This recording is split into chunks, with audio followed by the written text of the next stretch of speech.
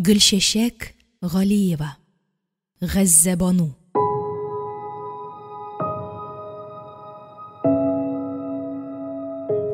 Кичке уен, озату кичәсе.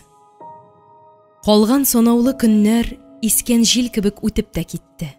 Иртәгә китәсе дигән көнне авылның иң актив яшьләре Нургалиләрне кичке уенга чакыра килде. Маһирә апа скрипкасын, Нургали абый, сез гармуныгызны алырга онытмагыз инде дигән үтенечләрен дә белдерделәр. Уенның авылның икенче башындагы Шәрәфи инеше буенда булачагын да искәрттеләр.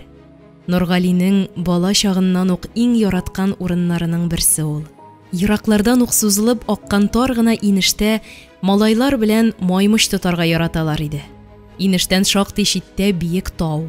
Кышларын анда чана, чаңгы шуалар иде. Тауның каршы ягында авылга якынрак урында җәйрәп яткан түгәрәк күл. Нургалиләр бөтен тирә күршеләр белән бергә килделәр. Зариф Биби Җамал әби белән үз карчыгын тарантаска утыртып алып килде. Авылның олысы кечесе бар да шунда, тау итәгенә тезелешеп утырганнар. Яшьләр җырлы биюле түгәрәк уен, кыз балалар кырыйдарак шәбәк-шәбәк уйныйлар. Малайлар чын көрәшчеләр сыман ихластан бил алышалар. Шуннан аз гына читтәрәк икенче төркеме арка сугыш уйный. Тыкрыктан төшкәндә бары да бик ачык күренә. Нургали кисәк кенә туктап, бер генә минут карап торыйк әле бу матур тамашаны диде. Эх, егетләр, безнең авыл төсле матур авыл бер җирдә дә юктыр. Мул җиләкле, берлегәнле урманнары, артышлы биек таулары, кыйныйм дисәң нишәмә урында биялгән тирән сулары, эчим дисәң иң тәмле чишмә сулары кайда бар тагы. Дистәдән артык чишмә генә бар бит бездә. Һәрберсенең үз тәме, үз шифасы. Урманнарыбыз да чишмәле бит безнең.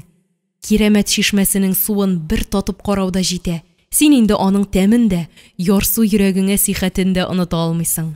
Авылыбыз үзе дә нәкъ йөзен яшергән кыз сыман, тәмам килеп җитмичә күренми. Гаҗәеп саф, бәлзәм һавасын бер сулар өчен генә дә әллә ниләр бирерсең. Ә кешеләре күңел җәүһәрләре. Сагынып яшәдем мин аларны. Юк, Маһирәкәй. Ни генә булса да без монда яшәргә, табигать биргән бай хәзинәнең кадерен белеп яшәргә тиешбез. Нургалинең ихлас әйтелгән бу сүзләре Гәззәбану йөрәгенә сарымай булып ятты. Ул аның үзен җитәкләп барган кайнар кулын яңакларына куеп, бер кемгә дә игътибар итмичә үпте дә үпте. Гәззәбану Ташлыяр җыенына баргандагы кебек итеп шәһәрчә киенгән иде. Нәрсәгә дип алып кайттык без аларны? Шушы көнне дә кимәгәч, ничек килешә үзеңә дип Нургалия бик теләде шул. Фатихның күзләре кич буе Гәззәбануда булды. Яшьләрнең кул чаба башлауларыннан айнып киткәндәй булдылар. Ул да түгел, каршыларына Хәниф килеп җитте. Сез нигә туктап калдыгыз әле? Әнә үзәндәге бар халык сезне көтә. Бу кичә безне үзебезчә сезне озатуга багышлаган идек. Рәхмәт, Хәниф. Үзәнгә күзем төшү белән аңладым. Хәтта Фатих Гали җәнәпләре үзе дә килгән икән. Нургали абый, син аңа алай салкын карама инде. Бу очрашуны Фатих абый үзе оештырды. Саубуллашу сүзе дә әйтергә җыена. Ни дисәң дә, хуҗа кеше бит инде, үзенчә тырыша, яшьләр балалар өчен дә кайгыра. Синең ярдәмеңә күңеле бик булган аның дип әкрен генә Нургалине җайларга тырышты Хәниф һәм аларның өчесен дә әйлән-бәйлән түгәрәге эченә алып керде.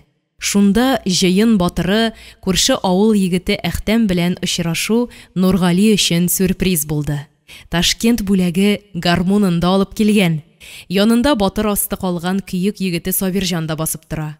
Өчесе дә бик шатлар. Якын туганнарча исәнләштеләр. Нәрсә, Әхтәм туган? Уйнарга өйрәнеп булмас, лучше Сабирҗан уйнасын дип китердеңме дип сорады Нургали.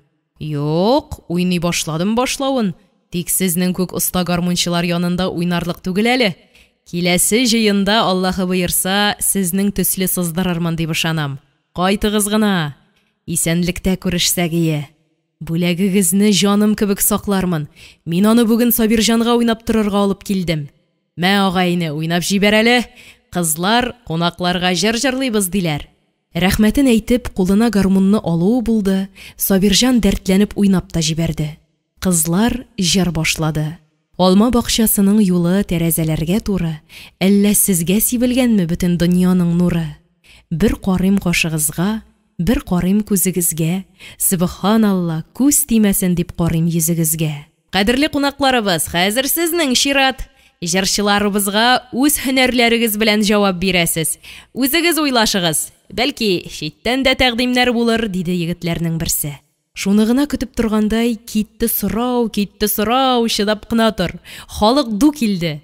Шул чак бар халыкны шаккаттырып, Биби Җамал әби сүз алмасынмы? Башта Нургали белән Гәззәбану, Галия бануны җырласыннар әле. Икенче кунагыбыз Маһирә аларга скрипкәдә уйнасын. Рәхмәт әбекәй, дия барысы да ризалыкларын белдереп кул чаптылар. Нурислам тиз генә Маһирәгә скрипканы китереп бирде дә җырлый башлады. Нурлы йөзеңне күрермен, кайтырга язса әгәр. Ничекләр итеп түзәрмен, Гәззәбану сылуым иркәм, кавышыр көннәргә кадәр. Гәззәбану таң әтәчләре кычкыра, таң атуның билгесе. Бу бүләгем сине сөеп, Хәлил бәгърем җан кисәгем, вәгъдәләрем билгесе дип җырлады да, иренең кулына кулъяулыкка төрелгән нидер тоттырды. Кулъяулык эчендә кәгазь иде. Я Хода, никахка ризалык биргән шәһадәтнамә бит бу. Моңарчы бирмәде, мин сорамадым, сорыйсы да түгел идем бит инде. Нигә болай эшләдең икән? Нигә бу җырың белән? Хәлил язмышыннан үзең сакла, Ходаем. Маһирәнең скрипкасыннан агылган илаһи моң ул көнне берәүне дә тетрәндерми калмагандыр. Күрәсең, ул моңга Гәззәбануның кабат аерылып, ялгыз калу газаплары да кушылгандыр. Көйек халкының бала чагасыннан башка барында да бер генә уй.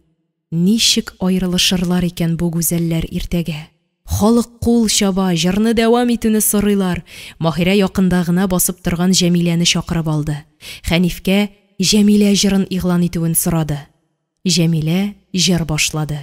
Тәрәзәгә үреләсең, гөлләргә күмеләсең. Гөлгә карыйм, сиңа карыйм, син матур күренәсең.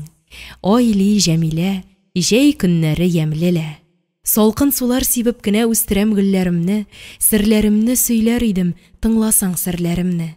Айли Җәмилә, җәй көннәре ямлелә. Җырның кушымтасын улысы кечесе бергә кушылып башкарды. Җәмиләнең Маһирәдән өйрәнгән барлык җырларын да сырый-сырый җырлаттылар. Гөлҗамал белән Хай җаныем Биби Сараны халык аеруча яратып тыңлады. Скрипка белән гармун моңы бергә кушылып, авыл урамнарына, күл буе, тау итәкләренә таралды. Тукайның Хафиз белән Тәскирәгә өйрәткән җырында тыңлатасы килде Маһирәнең. Балалар һич тә каушап калмадылар. Менә дигән итеп җырлап та бирделәр. Шул чак мин дә җырлыйм дип бер малай чәчрәп чыкмасынмы? Эй Маһирәнең сөенгәннәре, бу малайны да җырлатты ул. Ниһаять барыннан да бик канәгать калган авыл советы рәисе Фатих уртага чыкты һәм килешле генә итеп сүзен башлады. Иң әвәле шушы кичәне оештыручы яшьләргә, аеруча Хәнифкә, күрше авыл егетләрендә алып килгән Әхтәмгә, уен кичәләребезнең оста гармунчысы Сабирҗанга һәм бүгенге кичәгә килгән өлкән авылдашларыбызга, бигрәк тә көекнең почти 100 еллык тарихын үзе белән йөрткән зур хәтер иясе мөхтәрәм Биби Җамал әбиебезгә рәхмәтләребезне белдерик. Кара, сөйләргә дә өйрәнеп килә икән, дип уйлап куйды Нургали. Яп-яшь җырчыбыз Җәмиләгә ничек рәхмәтләр укымый каласың ди тагын. Барыбыз да шаккатып, сокланып тыңладык. Бу очракта зур кунагыбыз Маһирәгә рәхмәтләребезне җиткермәсәк, Биби Җамал әбиебез риза булмас. Сезнең исемегез, Маһирә ханым, яшьләребез һәм балаларыбыз күңелендә гомерләре буена сакланыр. Нурислам дуска да рәхмәт. Маһирәне алып, балаларны төяп, күпмесен ат артыннан җәяү чаптырып, Кирамәт урманына алып килгән ул. Кичкә кадәр шунда нинди генә дәресләр бирмәгән Маһирә апалары, балалар әниләре әбәткә биреп җибәргән ризыклары, кемдә кабартма, кемдә пешкән күкәй белән йомшак ипи, кемдә кортлы сумса, кечкенә шешәләрдә тәмле куе сөт, берсендә мишкә салган бәрәңге һәм башка санап та бетермәслек ризыклар белән укытучы апаларын сыйлаганнар. Чәй урынына Кирамәт суын тәмләп эчкәннәр. Безгә бары да мәгълүм. Аларны укытучыбыз Габдрахман абый белән Хәнифебез бәйнә-бәйнә язып куйганнар. Урманда Маһирә сабаклары дигән исем белән үз тарихыбызда калачак ул. Юкка гына укытучы түгел икәнсез. Монда кайтып дөрес эшләгәнсез. Сезнең скрипкә кылларыдай нечкә күңелегез бу авылда җырга, моңга гашыйк, зәвыклы кешеләр яшәгәнен сизгәндер күрәсең. Нургали эченнән генә: "Ну малай, безнең белән үскән ата ялкау Фатихмы соң бу? Шибәрләнеп тә киткән. Кем өчен тырыша?" дип тә уйлап куйды. Рәхмәтебезнең иң олысы әлбәттә авылдашыбыз Нургалигә.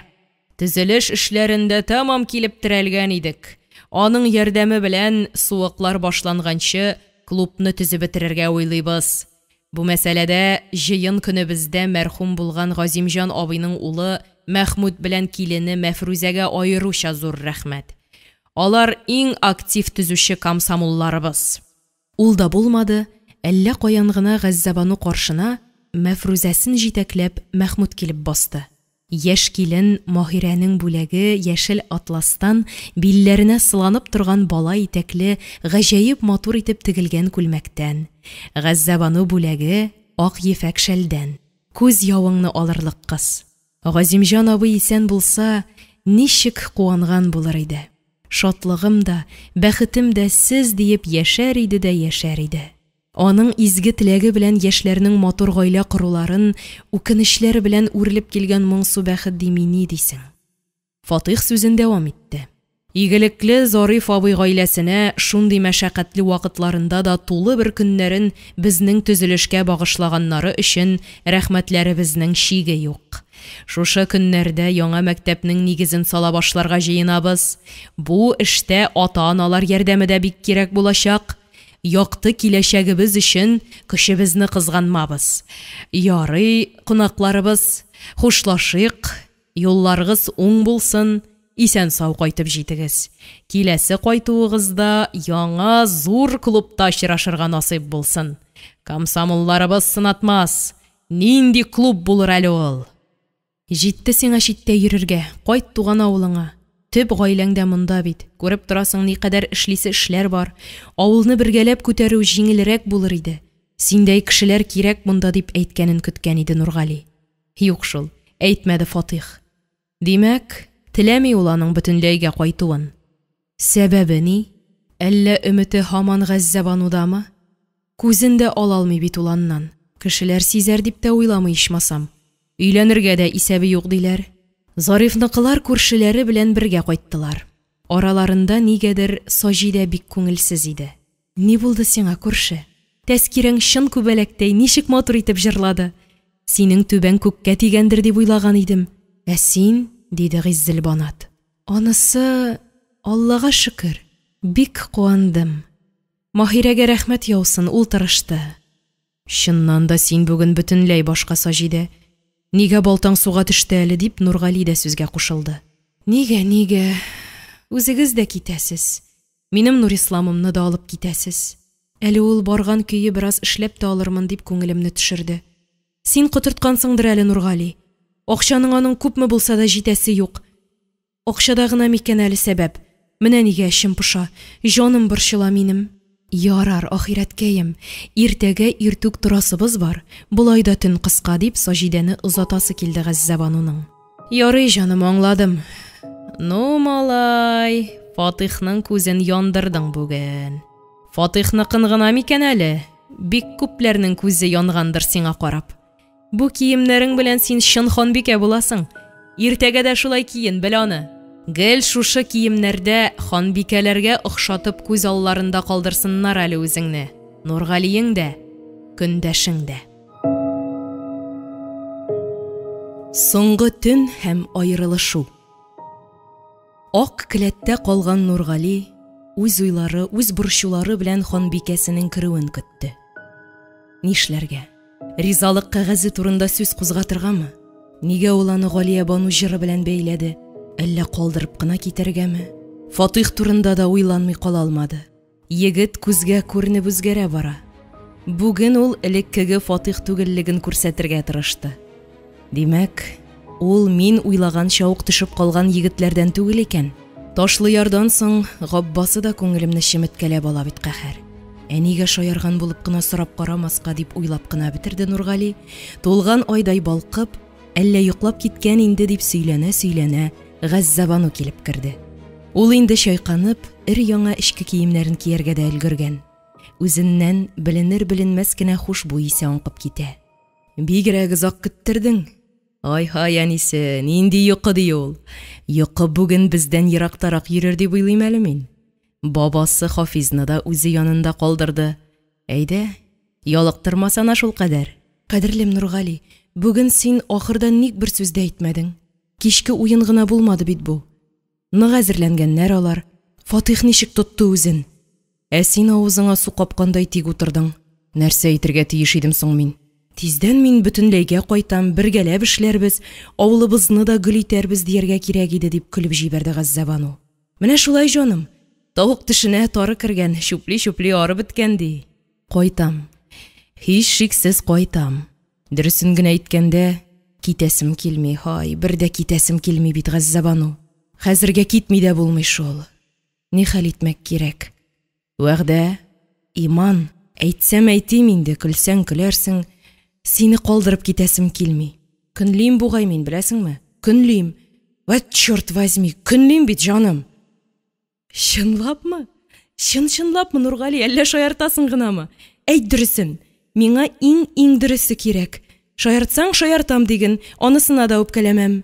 Үзең әйтмешли, чынлап, бәгърем, бәлки миннән көләсеңдер. Юк, бер дә көләсем килми. Куанасым, бик тә куанасым килә. Димәк, безнең мәхәббәтебез мескен түгел. Ул әле дә үз көчендә. Ул яши дип, икесе дә бер юлы ашкынып, бер-берсенең куеннарына сыендылар. Аннан Гәззәбану әкрен генә сорап куйды. Я, кемнән көнлисең инде син мине? Мин аны белергә тиешме? Ташлы ярда бераз сизгән күк булганыем. Әмма ышанмадым, кылана гына бугай дип уйладым. Сезнең авылның Габделгаббасмы, әллә Габбас кынамы шунда? Җыенда булды бугай ул, име? Нургали Гәззәбануның кычкырып көлеп җибәрүен көтте. Ләкин хатын көләргә җыенмады. Киресенчә, җитди кыяфәт чыгарып, сабыр гына булай диде. Әйе, җыенга килгән иде ул. Очраштыгыздамы? Күрештегездәме? Әйе, Нургали.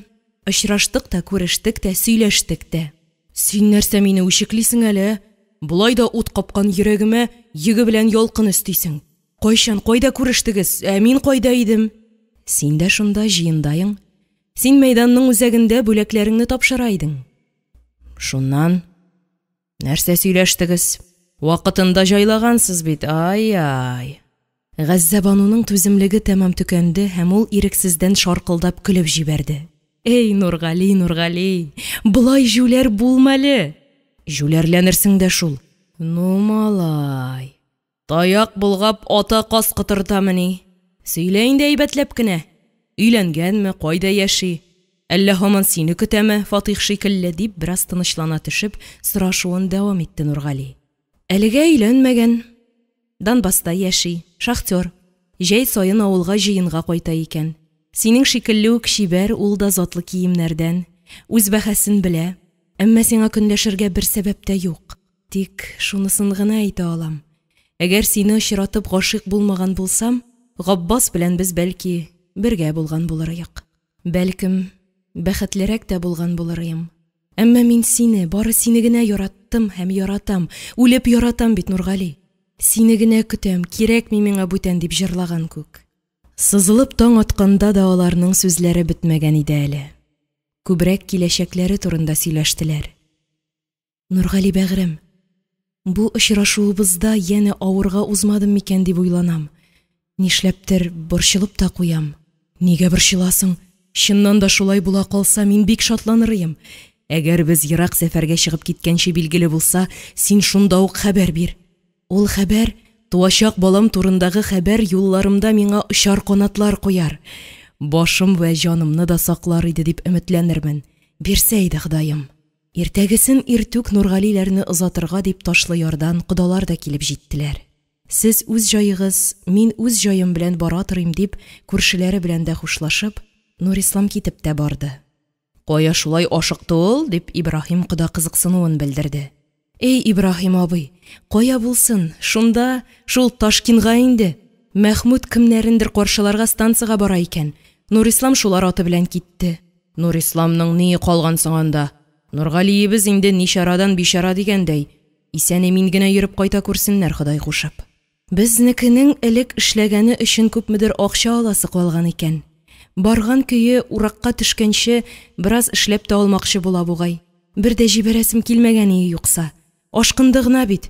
Хәерлегә булсын, я Раббым, дип яшьле күзләрен сөртеп алды Саҗидә.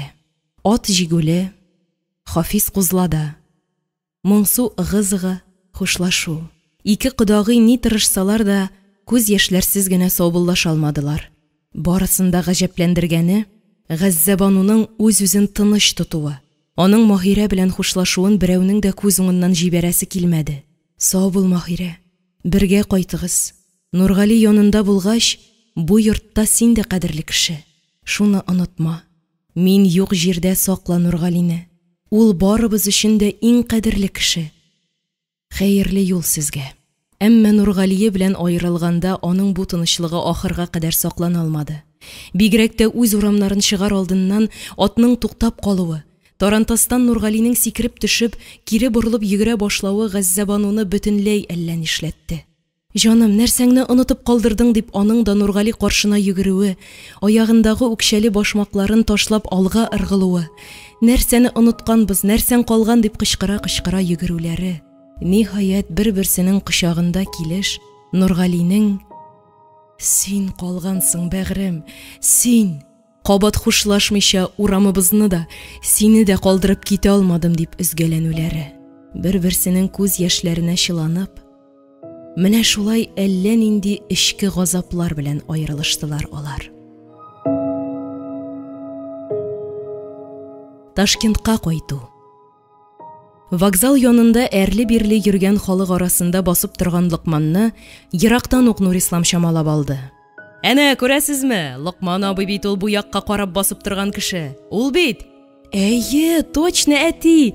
Әти шул, әтием шул, дип кабатлый-кабатлый Маһирә алга ыргылды. Егетләр дә адымнарын тизләтте. Нигәдер янында әнием күренми. Авырып китмәдем икән. Мин кайчан гына, кайдан гына кайтсам да, алар гел бергә каршы алалар иде, дип Маһирә борчыла ук башлады. Эй Раббым, исән сау гына була күрсен. Кинәт бар тавышына әти дип кычкырып җибәргәнен сизми дә калды. Локман Маһирәсенең тавышын ишетеп, шунда ук кулларын болгый-болгый яшьләр каршысына ашыкты. Бердән-бер кызының әти дип üzгәләнеп кычкырган тавышы күңелендәге бар борчуын юып ташлагандай булды. Ерактан күрүе начарланудан инде аралары шактый якынайса да, үзләрен тәмам күреп бетермәгән иде әле ул. Ниһаять Маһирә йөгереп килеп, «Әтием, үлепләр сагындым үзегезне», дип әтисен кочаклап алды.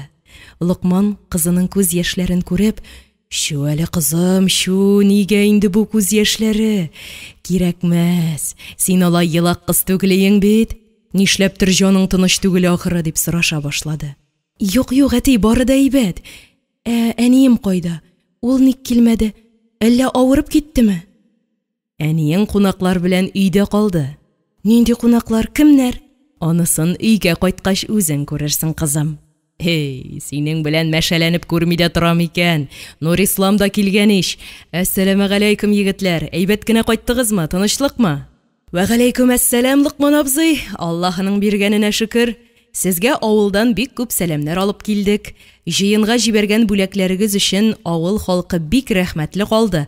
Калганын Нургали бәйнә-бәйнә үзе сөйләр», дип сүзен тәмамлады Нурислам. «Ну, кияү балакай, синең хәлләр ничек? Монда без сездән башка үткән көннәрне уздыра алмый изаланып беттек. Әйдәгез, калганын юлда сөйләшербез. Вокзал артында атлар көтә». Шул чак яңа хәбәр көтүдән түземлеге төкәнгән Нурислам кыяр-кыймас кына, «Локман абзый, мин бүген үземнең элекке фатирыма китим. Моннан әллә ни еракта түгел, юлы да бик җайлы. Калганын иртәгә күрешеп сөйләшербез, Аллаһы боерса. Килгән көе монда бераз булырмын әле», дип бүгенгә хушлашырга булды. Әмма Локман җитди генә, «Нурислам туган, безгә кайтыйк әле. Сиңа әйтәсе сүзләр дә бар», дип үзләренә кайтырга кыстады. «Үз итеп чакыруыгызга рәхмәт яусын. Сезгә мәшәкать ясап борчып йөрисем килми. Үз юлым белән китим әле мин. Мине анда көтәләр булыр, диде Нурислам. Нургали дә үзе сүз башлап сорашырга кыймыйча, сабыр гына кайнатасыннан хәбәр көтте. Чөнки авылга киткәндә ул аңа Зөмәрәнең Нурисламнан бала көтүен һәм аның тиздән туарга тиешлеген дә сөйләгән иде. Аларга ярдәм кулы сузарга кирәк булыр дип тә кисәткән иде. Лукман ул чакта: Нургали, барында аңладым, борчылма, ни булса да без монда бит әле. Зәйнәп апаң да ярдәмен кызганмас.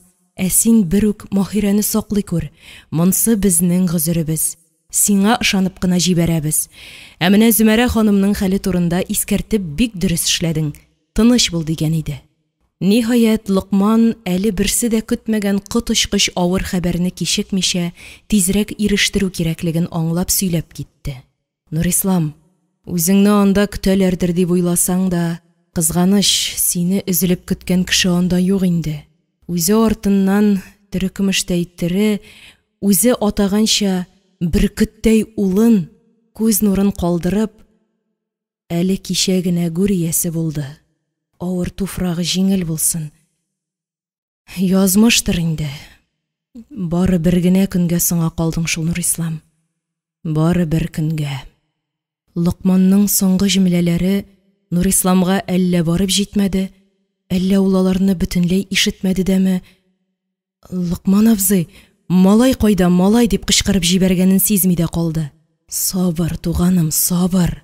Шөкер, малай исәни, мин ышанычлы кулларда. Минем сезгә әйтәсе килгән сүзләрем гүзәл ана, гаҗәеп көчле характерлы мәрхүмә Зөмәрә ханым турында әле. Һай, көтеп тә карады инде үзеңне. Сине соңгы мәртәбә булса да бер күрергә, күңелендә саклаган иң кадерле соңгы сүзләрен, васыятләрен әйтеп калдырырга. Раббым, ничек тә насыйп итәр әле дигән өмете илаһи көч бирде булса кирәк аңа. Инде соңгы сулышын алды, китте, күзләрен генә йомдырасы калды дигәндә дә, ничә мәртәбә аңына килеп, улым бөркетем кайда? Әтисе килеп җитмәдеме әле дип безне генә түгел, табибларны да таң калдырган ул. Зөмәрәнең үләр алдыннан кичергән иң авыр вакытлары, инде гомеренең соңгы минутларында да аның котылгысыз үлем белән ничек көч табып көрәшкәне турында ишетү берсен дә тетрәндерми калдырмагандыр. Әмма ират инде. Бик сиздермәделәр кебек. Маһирә генә күз яшьләрен никадәр яшерергә тырышса да булдыра алмады. Шулай да үзендә көч табып сорау бирде. Әтием, син баланы ышанычлы кулларда дидең. Ә кайда, кем кулында икәнен никтер әйтмисең? Нәкъ шушы ук сорауны кабат бирергә кыймый чак түзеп торган Нурислам Маһирәгә сүзен тәмамларга да бирмичә: Лукман абзый, зинһар гафу ит, чыннан да кайда ул бала, кем кулында? Мин хәзер үк шунда китәрим, дип кабалана ук башлады. Юк инде, агайны, синең үзеңне генә җибәреп булмас, без дә шунда кайтасы бит, дип шаяртып алгач, бездә ул малай, Зәйнәп апагыз янында. Эй, ул малайның терелеген күрсәгезме, искитмәле. Булам дип тапырдап тора. Инде көләргә дә маташа. Шул хәтле мәхәббәтле булып туса да туар икән, диде Лукман. Бу хәбәрдән соң Маһирәне алыштырып куйдылармы ни? Әле әтисен кочаклый, әле Нургалиенең куенына сыенып, аның колагына нидер пышылдарга тотына. Нурисламны да күз уңыннан ычкындырмый. Кайтып җитүгә, бөтенесен калдырып, Маһирә очар коштай өйгә атылды.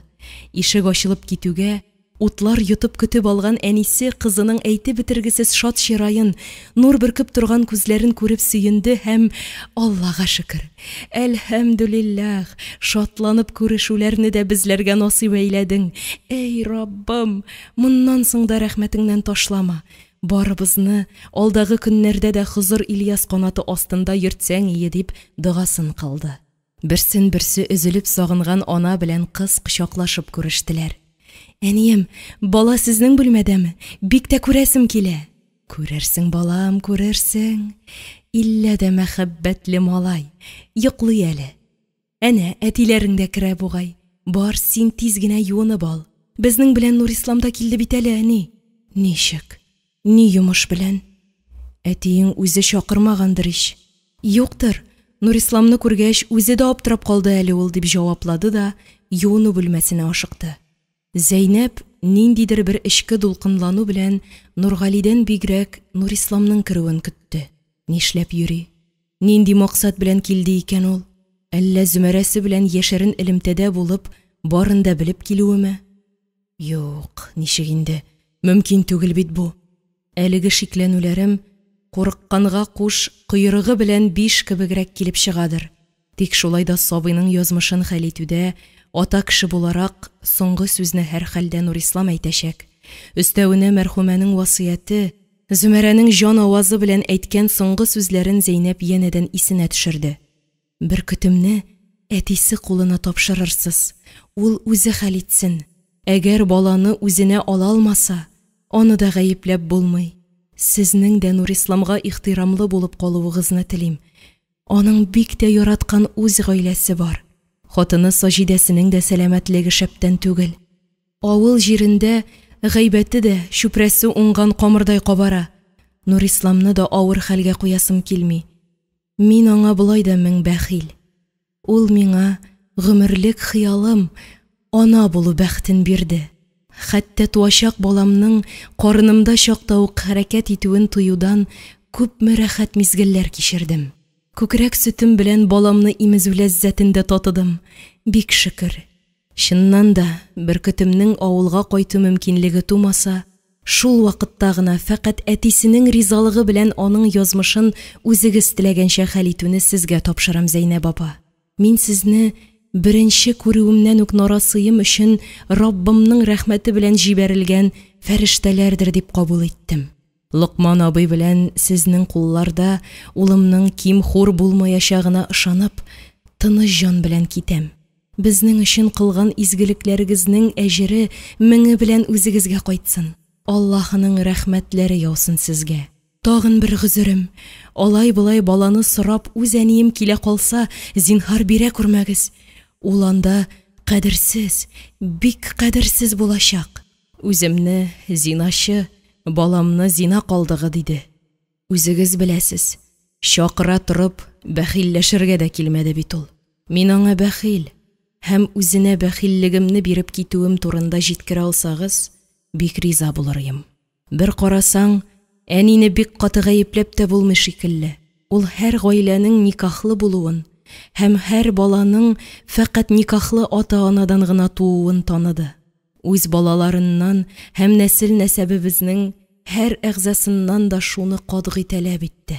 Мин аның бары бер ягын, хатын-кыз буларак та, бигрәк ана буларак, үз балаларына үтә кырыс, хәтта әйтерем, михрбансыз булуын бер ничек тә аңлый алмадым. Әтиебез киресенчә, ачык чырайлы, йомшак күңелле, бик тә юмарт, әүлиядай кеше иде. Тик нишләптер сәламәтлеккә генә туя алмады. 6 кыз, 3 ир баласын калдырып, 40 яшендә гүриясе булды. Әтигә карап, бу йортта бер каты куллы кеше булырга тиештер бит инде дигән уеннан, әниебез торган сайын мәҗбүри кырыслана баргандыр бәлки. Без барыбыз да әнидән куркып үстек. Хәтта әти дә курка иде шикелле. Мәрхүмәнең соңгы сүзләрен хәтерендә яңартканнан соң, Зәйнәпнең уенда янә Нурисламга ияреп бала язмышы калыкты. Чыннан да, һич көтмәгәндә Ташкентка килеп җитүенең ниндидер бер сәбәбе булырга тиештер. Алай-булай малайны үзем белән алып китәргә килдем дисә, ни әйтергә? Өстәвенә алып китә калса, нишләрмен? Я Раббым, ярдәм ит, рәхмәтеңнән ташлама.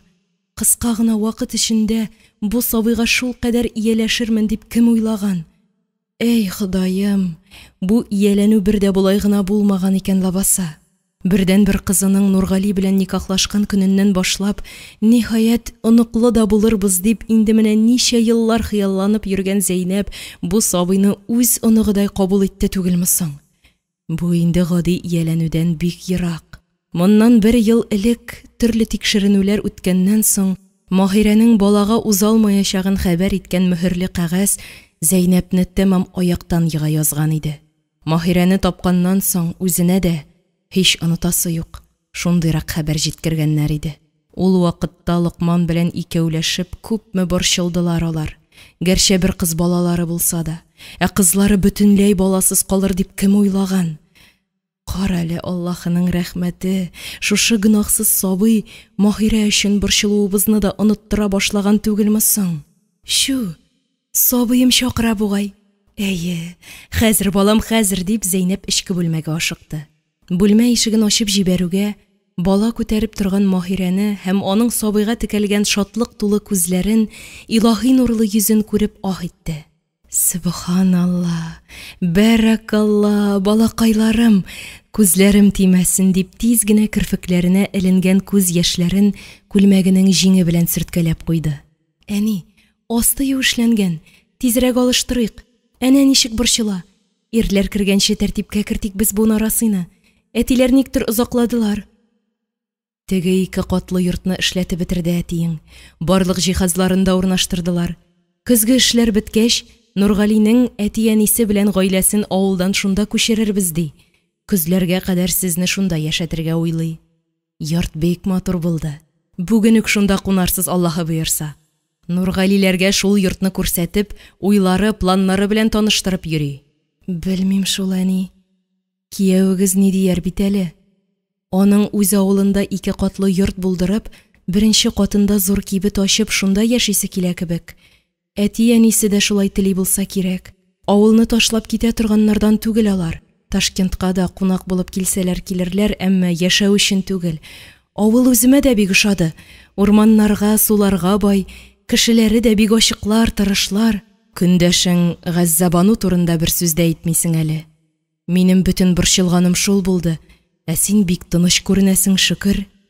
Әни, сиңа сөйлисе сүзләрем, аларны сөйләп кенә бетерерлекме соң? Биләүләрен шишеп, астын корыткач, тагын йоклап китте җан кисәгем. Урынына салыйм әле. Тегеләр керә бугай.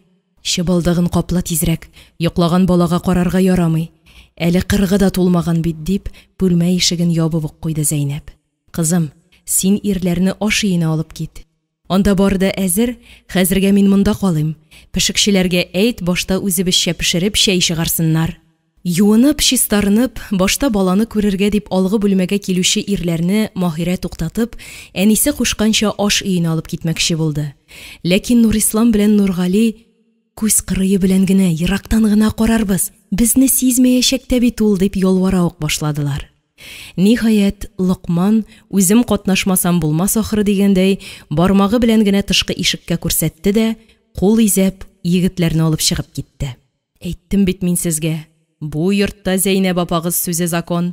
Вакыты җиткәч үзем күрсәтермен дигәнме? Дигән. Күрсәтер, Аллаһы боерса, сабыр булыйк. Монда сезнең түгел, минем карным ачып бетте инде. Сез кайтышка дип ниләр генә пешермәде әниегез, дип, алдан җитәкләшеп барган кызы белән кияүе уртасына кереп, сагындым да инде үзегезне, балалар. Берничек тә аңлатып булмый торган әллә нинди сагыну белән сагындым.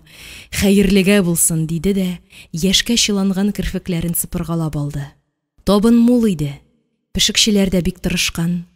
Маһирә белән Нургали берсен-берсе бүлә-бүлә авыл хәлләрен сөйләделәр. Хафиз белән Тәскирәнең дә күңелле мәзәкләрен искә алып көлештеләр. Тик Нурислам гына ачылып китә алмады.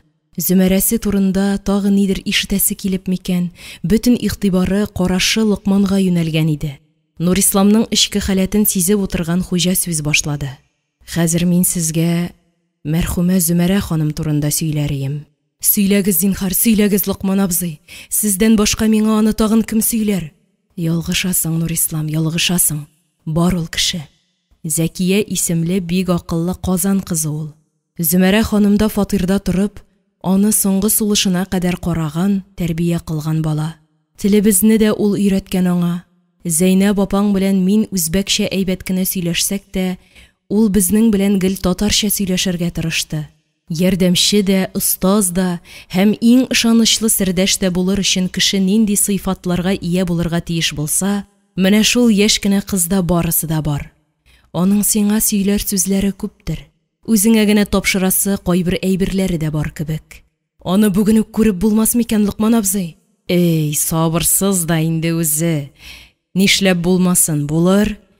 Әйтсәм әйтим инде. Ул да бездә. Зөмәрәнең табиблары Зәйнәп белән икебезгә булай дип сөйләделәр. Бишараның карынында игезәкләр булган икән. Тик вакытында белә алмаганнар. Әллә ихтибарсызлык, әллә икенчесенең йөрәге зәгыйфрәк эшләгәнме, кем белсен. Ә инде билгеле булгач, мәрхүмәбезгә көмәненнән котылдыру чарасын тәкъдим итәләр. Кая ул? Ишетергә дә теләмәгән. Менә шуннан соң баланы тудыра алса да, үзен саклап калу мөмкин булмаячагын ачыктан-ачык әйтергә мәҗбүр булалар. Шунда ул балаларның берсен генә булса да исән калдыра алырсызмы дип сораган. Кире җавап ишеткәч, үзенең бер кайчанда бу чарага риза булмаячагын әйтеп, хәтта расписка язып биргән. Сез үзегезне аңлы рәвештә үлемгә дучар итүегезне аңламыйсыз ахры дип әйтеп карыйлар аңа. Ә ул барысын да гаҗәпләндереп, фани дөньяда минем дәвамым балам, аннан соң баламның балалары кала икән. Бу җирдә минем яшәвемнең дәвамы түгелмени? Аларда минем каным, минем җаным сакланачак. Сез аңлаган һәм миңа юраган үлемне үзем өчен үлем дип санамыйм. Сезгә ак халатлы фәрештәләремә Раббым кушып, баламның берсен генә булса да саклап кала алырсыз дип ышанам. Гомерем буе бер нәрсәдән, бакыйлыгымда да ялгыз калудан куркып яшәдем. Тормыштагы ялгызлык үтә дә китә ул. Анысы вакытлы гына. Бакыйлыкка ана булып күчү ул Аллаһы Тәгалә хузурына изге бурычыңны үтәп килү дигән сүз. Димәк, син ялгыз түгел. Үзеңә дуга кылучыларны калдыра алгансың. Әнием мине зиначы дисә дә, мин Раббымнан гынахларымны ярлыкка дип сорамыйм. Үзең җәзасын бирдим, барына да риза. Тик туачак баламны дөм ятим итә күрмә. Аңа хәерле озын гомер бир. Рәхмәтләреңнән ташлама бер үк дип дуга кылам. Сез дә мине аңларга тырышып, ярдәмле булсагыз ие дигән. Карагыз әле. Каян килгән бу хатынга шул кадәр зур акыл, сабырлык, түземлек. Күрер күзгә гади генә бер үзбәк хатыны. Мәгълүматы да бары укый яза белүдән әллә ни артмаган. Шул вакыт пешекчеләрнең берсе хуҗаның колагына шыпырт кына нидер әйтте. Егетләр, әйдәгез, безне Исламетдин Гали җәнәпләре көтә икән лабаса. Киләселәре килсә килеп, күрәселәре килсә күреп калсыннар. Йоклап китсәм, Зәйнәп апам берегезне дә кертмәс. Йоклаганда мине бер кемгә дә күрсәтми ул дип, бик килешле генә шаяртып алды Лукман. Пешекчеләргә рәхмәтләрен белдереп, ашка дуга кыла башлауга, без монда киләбез бит әле дип ашка дугасын да бирмичә, Нургалиен ашыктыра башлады Маһирә. Ипләп кызым, ипләп, Нурисламга юл бир. Нургали белән сез булай да өлгерерсез. Монда каласы кешеләр. Бала караватында йокыга китәр-китмәс кенә уйып ята. Иреннәре белән җимиеп тә куйгандай була. Нурислам аны күрү белән, "Эй Зәйнәп апа, мин гадәттәгечә ак биләүгә биләгән малайны күрәм дип керәм тагы. Ә сез аны тәмам егет ясагансыз түгелме соң?" "Менә шулай, әттәгенәсе. Биләүдә түзеп ята торган егет түгел шул без. Аяк-куллары белән шәбәләнә тәмам туарылы бетмичә йоклап та китә алмый ул. Тикмәгә генә тере көмешем минем дип сөйми инде Лукман абыйсы да. Шул кадәр тере булса да булыр икән. Баштан ничек итсә итә, кулларын чыгара. Битен күзен тырнамасын тагы дип, әнә чүпрәк бияләй кидерәбез үзенә. Зәки апасы, тумас борын боксерда булдың дип сөя. Якынрак кил, Нурислам, якынрак. Сине күзли кебек. Әнисе шикелле, бөркетем, син кайда дип дәшәле." Зәки апасы аңа гел шулай дәшә. Ярата ул аны. Әллә әнисе дип кабул итә инде. Нурисламның балага иелүе булды. Гаҗәеп хәл, моны мөгъҗиза дими ни дисең? Башта күзен зур итеп ачып, Нурисламга текәлде. Шул чак Зәйнәпнең урыныннан кузгалмыйча гына "Бөркетем, син кайда" дип тавыш бирүе малайны алыштырып куйганда итте. Әле куллары, әле аяклары белән ашыга-ашыга әллә нинди хәрәкәтләр ясый башламасынмы? Ыгылар диеп, аякларын терәп, арт санында күтәрткәләп ала башлады. "Ай җаным, кулыма алырым Зәйнәп апа, мөмкинме?" "Ал җаным, ал. Әнә үзе дә сиңа ыргыла. Сиңа барасы килгәне әллә каян күренеп тора. Янында ничә кеше басып торабыз. Беребездә дә эше юк. Күзе фәкать синдә генә бит. Моңарча әле беребезгә дә булай кыланганы булмады. Эй сабыем, күзләребез тимәсен. Эй Раббым, үзең саклый күр." Бу көнне мәрхүмә турында нинди генә авырдан авыр хәбәрләр ишетмәсен, күз яшьләрен күрсәтмәде Нурислам. Шын ирләрчә кабул итте. Әмма сабыйын кулына алгач, күзләреннән аккан яшьләрен никадәр күрсәтмәскә тырышса да, булдыра алмады. Дилбегәне яна үз кулына алырга туры килде Лукманга. Нурисламны сабый белән икесен генә калдырып, башкаларны әкрен генә бүлмәдән алып чыгып китте. Анда үзен көтеп утырган Зәкияне күрүгә Лукманны әйләндереп куйдылармыни. Кешенеке кештәктә дигәндәй, бу минутларда Нурислам өчен борчылуларның бер кирәге юк кебек тоелды аңа. Я кызым, булдымы? Мулла абзыеңның үзен күрдеңме? Ризамы, нәрсә диде? Әйе, Лукман абый, бары да үзегез дигәнчә булды. Ризалыгын да бирде. Кичке 8-гә килеп җитәрмен, ике яктан да шаһитлары булсын диде. Һай, рәхмәт төшкере. Инде Маһирә апаларың белән дә таныш бул дип, Зәкиянең аркасыннан сөеп, кияүенә серлегенә күз кысып куйды. Кияү дигәне Маһирәсенә күз ташлап, сүзнең никах турында икәнен сиздерү өчен сөенешләр уртак булсын дип елмайды. Маһирә Нургалиенең шул кыска вакыт эчендә әтисенә сөйләп, әтисенең чарасын да күреп өлгергәненә сокланып, күңеленнән рәхмәт укыды. Бары Зәйнәп кенә берни дә аңламады. Чөнки ул авылда булган хәлләрнең берсен дә белми иде әле. Инде менә барысын да аңлатып биргәннән соң, алайса шаһитларны кияү ягыннан Нурисламны, Маһирә ягыннан Зәкияне әзерлик. Никахны аш өендә үткәрербез. Пешекчеләр белән Маһирә сөйләшсен диде. Нурислам белән сөйләшүне Лукманга тапшырды. Зөмәрәнең хатын иртәгә бирү мәслихәт булыр. Аның күңеле булай да тулы башкандыр инде дип куйды. Һай, карчыгым, исән генә була күр. Шушы кыска гына вакыт эчендә барыбызны да үз урыныбызга куеп, нинди зур эш башкардың. Гомерем буе шушы уңганлыгыңа, зур акыл белән йортыбызны алып бара алуыңа сокланып яшәдем. Рәхмәт, карчыгым. Хәзер бераз ял итеп ал.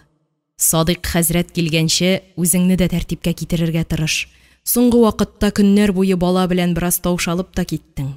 Нурислам кулларында яткан баласына карап, кыймылдарга да куркып һаман басып тора. Хәтта Лукманның кергәнен дә сизмәде бугай. Лукман, синең белән киңәше баласы бар иде дигәч, сабыйны үз урынына салып, алгы бүлмәгә чыктылар. Хуҗаның сүз башлавы белән: «Бер дә борчылмагыз, бу никах авылда ук яңартылырга тиеш иде», диде Нурислам. Ни сәбәпле үтәлмәде соң ул? Шактый вакыт Гәззәбануга әйтергә кыймый йөрде Нургали. Башта җыен үтсен дип, аннары әби-бабай авылы Ташлыярга кайтып килик дип көн арты көн үтте. Маһирәгә кайткан көнне үк әйтергә мәҗбүр булды. Никахны яңартуны үз өстенә алган Фарук хәзрәтнең дә үз хәле хәл. Аңа никах уку, балаларга исем кушу, мәчеттә вәгазь уку, җомга намазлары уздыру тыелган икән. Монда никахны Зариф абыйлар гаиләсе өчен дип яңа төзелгән йортыгызда укытсагыз, дөресрәк булыр. Зариф абыйлар ата-баба нигезен бер кайчанда ташлап китә торган кешеләр түгел.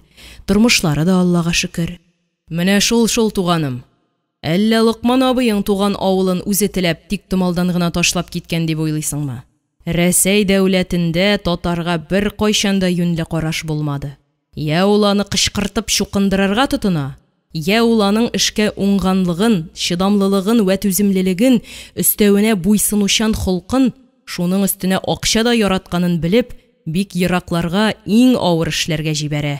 Шулай итеп, күпме татарларыбыз туган җирләреннән, милләтеннән аерылып чит җирләрдә кала килә. Алдагы көннәрдә безгә дә Ташкенттан да ераккарак китәргә туры килмәгәй әле. Ходаем үзе сакламаса. Лукманның соңгы һич көтелмәгән сүзләреннән соң ни уйларга да белмәгән Нурислам: «Лукман абзый, пожалуй, мин малайны үзем белән алып китәрмен. Миңа Зәйнәп апа белән ничек тә ярдәм итә алсагыз, мәңге онытмасыйм», диде. «Син һаман ашыгасың, якташ. Иртәгә сөйләшербез, киңәшербез. Сиңа әле Зәкия белән дә сөйләшергә кирәк. Зөмәрәнең сиңа язган хаты да бар. Аны да иртәгә тынычлана төшкәчрәк уку мәслихәт булыр дип уйлаштык Зәйнәп апаң белән. Ул хат бәлки мине киресенчә тизрәк тынычландыра алыр. Улын күргәннән соң ирләрнең кайсы гына тыныч кала алыр икән. Белмим, җитмәсә, үзеңә таш охшаган булып та туса тагын. Сабыйның аркасында нәкъ минеке төсле миңенә кадәр бар бит Лукман абзый. Үкенешкә генә туган булса ни хәл итәрсең? Аллам сакласын.